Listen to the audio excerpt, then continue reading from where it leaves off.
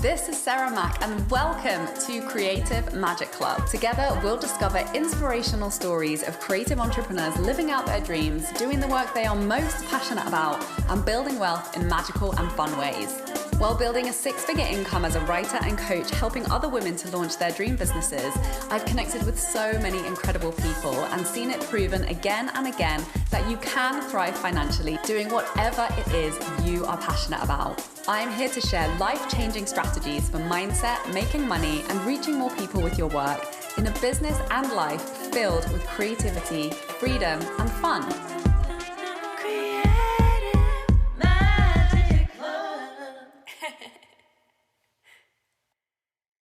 Hi everyone, welcome. I'm so excited to introduce my wonderful guest for today. We have with us Germaine Foley, and she is a certified life and money coach who helps high-achieving women manage and grow their wealth without losing the freedom to spend and enjoy life. Hi Germaine, thank you so much for joining us.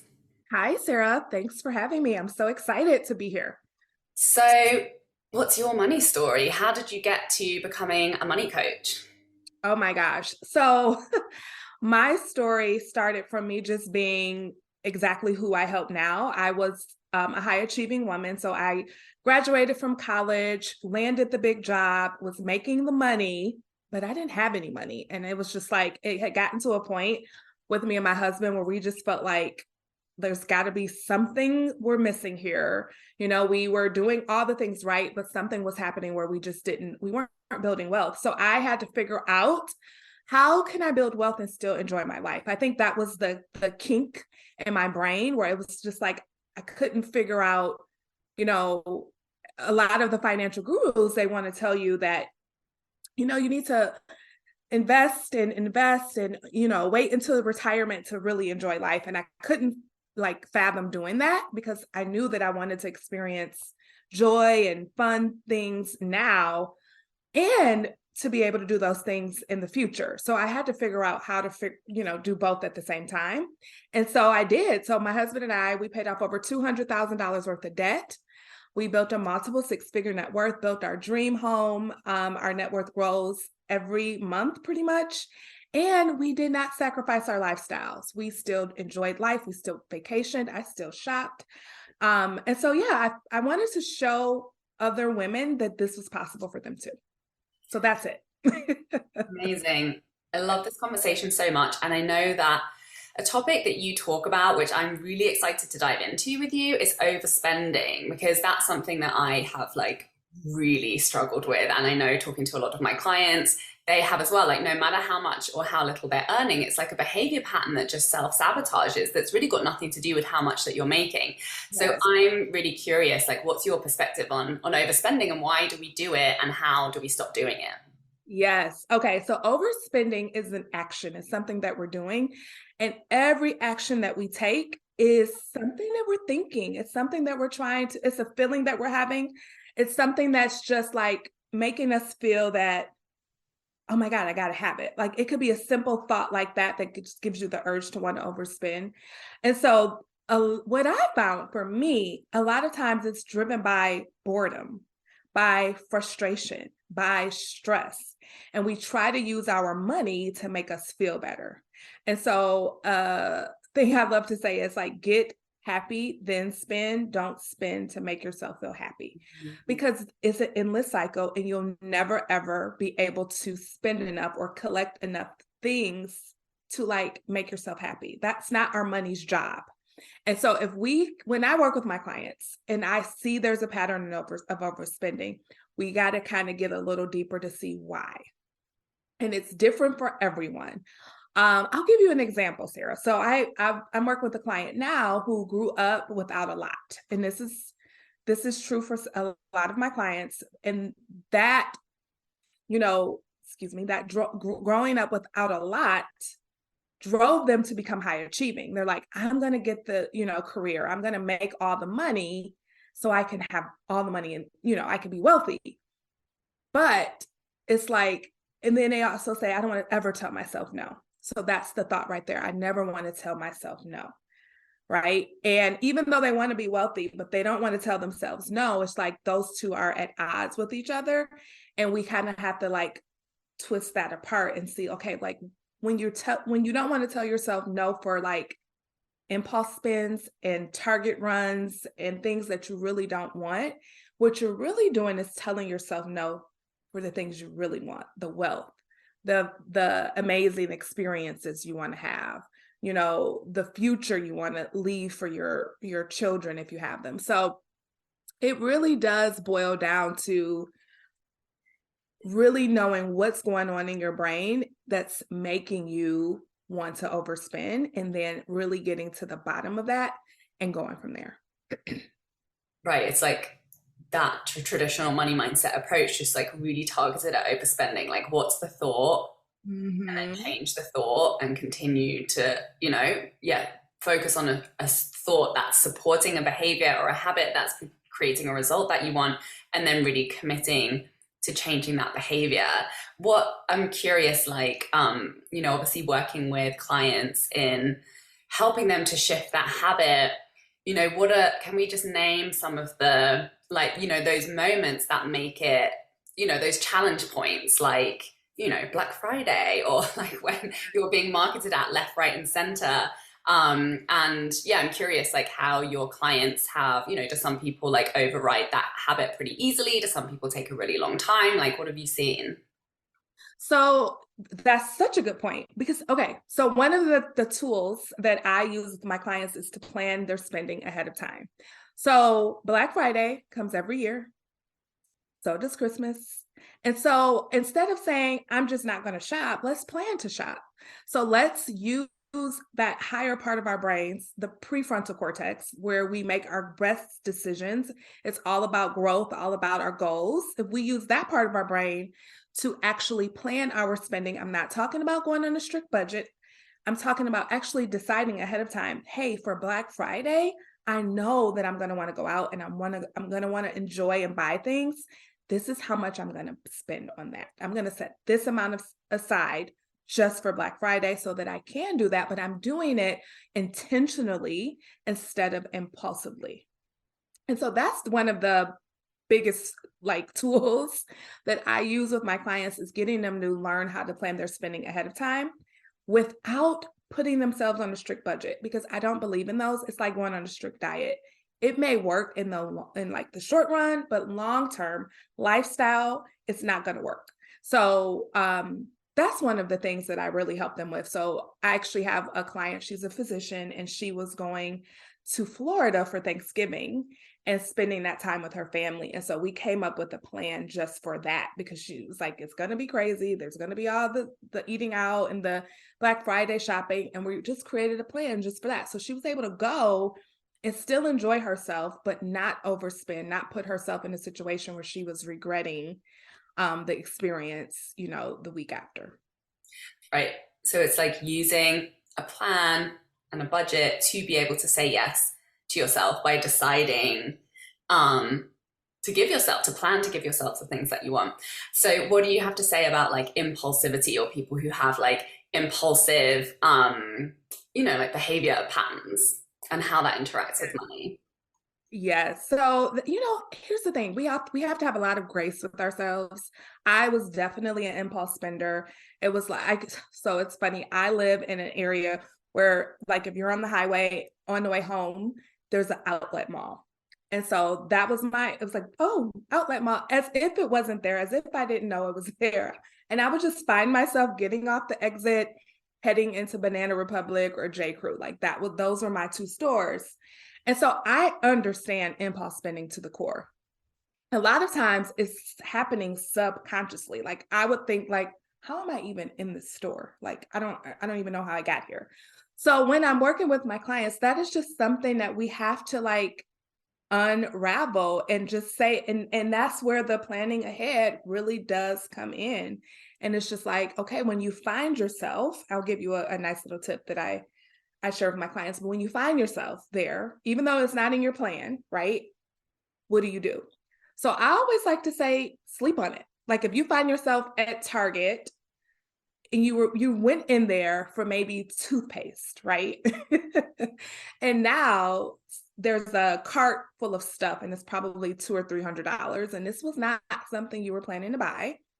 I love the sleep on it rule. And that just means give yourself 24 to 48 hours. Like, see the stuff, like catch yourself. A lot of times we're feeling a little adrenaline. We're so excited. We've got all this stuff. And then it's just like, if you could put a little bit of time and think like, this was not in my plan, but you need to have a plan in order for this to work, for you to even have that thought, this was not in my plan. You would just say, okay, you know what? If I really want this tomorrow or the next day, I'll come back and get it. And literally walk away, because you're not telling yourself no, you're just saying not right now. And what happens then is like, okay, so you were in that moment of about to spend impulsively. That was like your primitive brain, that I got to have it part of you saying, get this now. But when you put time in between, you get that other part of you, that higher part of you, back in charge. Before we get back to the episode, I have something exciting to tell you about.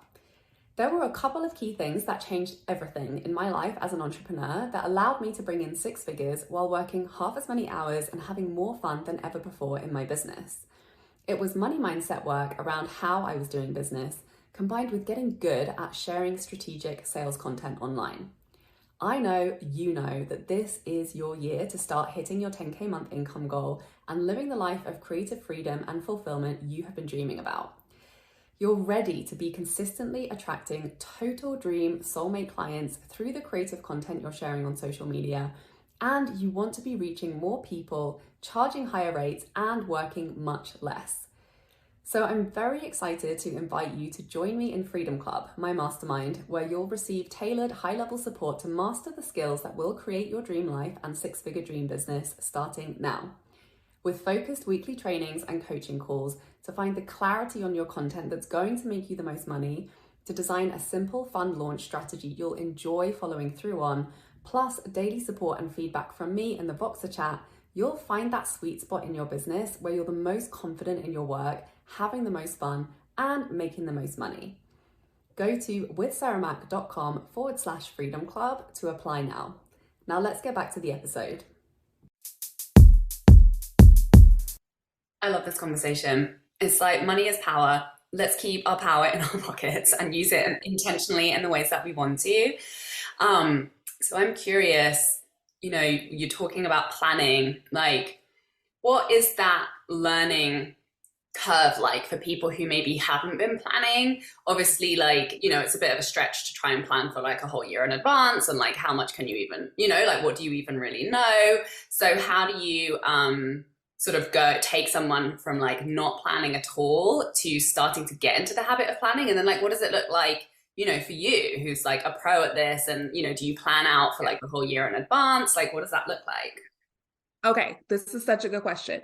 So here's the thing. I only plan a month in advance. Like, I have a big goal that I'm always working towards, right? But I only make my spending plan a month in advance. And I really do like to use the word spending plan versus budget, simply because budget just has like negative connotations to it and people feel restrictive around them.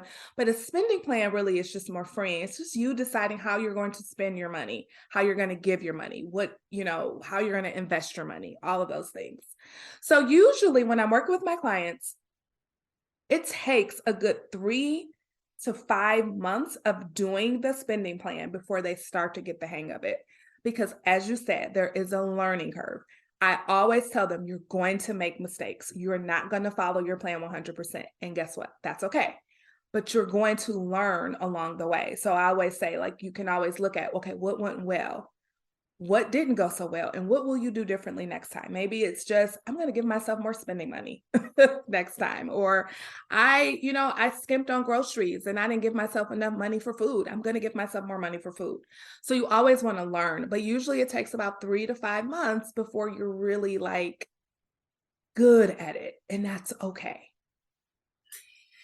This is such a great conversation, particularly for our audience, because there's a lot of creatives, right? And as a creative person, like, I know I've had this very like we really have like a strong inner rebel, and we're like, I don't like being told what to do. I don't like rules. And it's like as soon as we create a rule, then it's like I gotta break that rule. And it was what you're talking about, and I'm still going through that learning curve of like really like planning my spending. But it's similar to the learning curve that I went through with scheduling. Like that was a big challenge for me. I was like, well, I put something on my calendar, and then I'm like, what if I don't feel like doing it on that day? And I'm like in a creative flow with something else, or like I'm set time to do something creative, but I don't feel creative because creativity isn't predictable, right? And so, but it took a really, really long time. And I remember asking every single coach that I worked with, like, how do you schedule? What does your schedule look like? Because I wanted to find one that worked for me. And it took me a really long time to realize like, oh yeah, you just have to trial and error. And then you figure out what works for you. And like, everybody's different. And obviously your schedule is going to change from week to week, month to month, season to season. And obviously it's the same thing with your money too, but it's like having those tools of reflection, and knowing yourself, and just, like giving yourself time to collect the data of like what works for you. Right. Yes. And I love that you said, you don't like to be told what to do. But here's the thing, it's like your higher self is telling your, spontaneous self what to do. It's like you're the one telling yourself what to do, and you just get to follow that plan. And for people who are creative and they're like, no, I just need to be free. So I came up with the concept of planned spontaneity money, right? So this is money that you set aside to do whatever you want to with, but you determine the amount, but you let it just be there for any spontaneous activities you want to engage in for that month. So I do get it. People like to just be free and have that spontaneity. And so I've tried to think of all of it and include it in the program that I work with my clients on. And it's actually called the Wealthy Women's Academy. And we just go through all of it. We get you to the place where you are, you create a plan that works for you, that's going to get to the goals that you have for yourself. Okay. First of all, I just love this reframe that you shared of like, oh, I don't like being told what to do, and being like, oh yeah, it's your higher self telling you what to do. And like, they know things that you don't know, like when you listen to your higher self, really good things happen. So I love that reframe. And the reframe that like you're planning to have more freedom, like you're planning for freedom, and you're planning for spontaneity, and you're really planning for less restriction when you are, it's being intentional, right? Like being really intentional, being really conscious of the reality of who you are, what you want, and your money flow. I love this conversation so much. What would you say, what is like the message on your heart for women out there who are struggling with overspending and planning their money? Like, what is the most important thing that you really wish more people knew? Listen, I used to think that I was just born not being good with money. And I want every woman to know, like, we are good with money and we can get better and better and better. Like, building wealth is for all of us. And if you have that like nudge, like, I want to be better with my money, or if you don't necessarily like what you're creating with your finances right now, just consider that a nudge that, okay, let's work on this. Let's get you to a point where money is not something that you stress about, and that you would have the freedom to know that you've got plenty of money in an emergency fund. You don't have a lot of high interest debt. You are investing, and you know that when it's time, to retire, you'll have plenty of money available for you to do that. Like, that's freedom, and we all deserve freedom. And so it's possible. You deserve it. If you've got that nudge, you know what? Go ahead and work on your money, and don't let shame and embarrassment stop you, because we all deal with that. There's a lot of shame around money a lot of times, and just don't let that stop you, because shame likes you to hide and to suffer in silence. And it's just like, nope, I'm going to get this under control. Tell yourself that I'm no longer going to hide. I'm no longer going to be afraid. I can do this. I love this message, and I'm just going to like underscore everything that you've shared. Like, I love the vision that you painted, because I just want this for every single woman. Like, no matter your background, no matter how much money you came from or you didn't, no matter like what type of work you do, like, we get to be debt free, we get to have savings, we get to have investments, we get to have a consistently growing net worth. And yeah, it's a skill. and that money is like sex. It's one of our greatest taboos, and we haven't been talking about it. So no wonder we feel disempowered. And it's been, there's just like information and education and skills and habits that we haven't had access to before. And yeah, it can be like an uncomfortable process to go through learning a new skill and a new habit. But I really believe that this is one of those habits and skills that when we put in the work, like it just creates so much more power in every single other area of our life and our relationship and our impact in the world. And to do the work and get the support. So thank you so much for coming and having this amazing conversation with us today. Where can people find out about your work and what you've got going on? Yeah, so I have a program called the Wealthy Women's Academy, and it's a group program, and it's fun. Women are there working on their money. We're all just egging each other on and just creating wealth, which is awesome. But if you really want to follow me, like on social media, it's Germaine Foley Coaching, Germaine with a G, and Foley with an F, Germaine Foley Coaching. Thank you so much, Germaine. Thank you, everybody, for watching. Please share this episode with anyone you know needs to hear this, and we'll see you next week. Thank you. Bye. Bye. For more inspirational content, head over to my website withsarahmac.com, and please support the show by liking, commenting, and subscribing.